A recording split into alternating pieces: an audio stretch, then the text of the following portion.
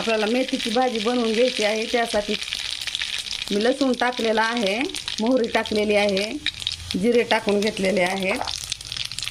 नंतर टाकणार आहे कांदा. कांदा छान असा लालसर होऊ द्यायचा.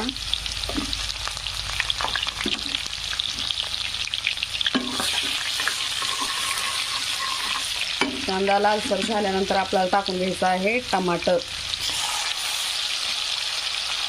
छानपैकी टमाटर असं गळू द्यायचं, म्हणजे मऊ होऊ द्यायचं टमाटर. टमाटर मऊ झाल्यानंतर आपल्याला टाकून घ्यायचं आहे हळद.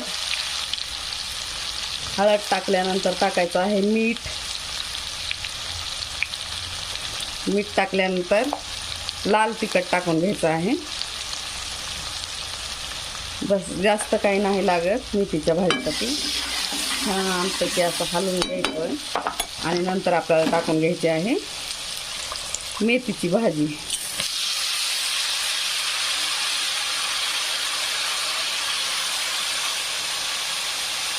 छानपैकी अशी मेथीची भाजी टाकून घ्यायची. नंतर त्याला वरतून डाळ टाकायची आहे.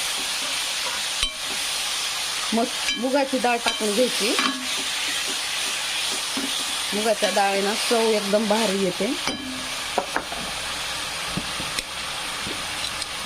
छानपैकी अशी मुगाची डाळ टाकून घेतलेली आहे आपण.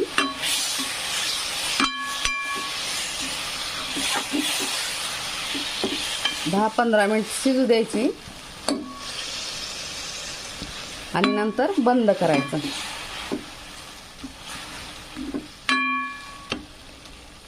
धन्यवाद. Bye bye. Take care.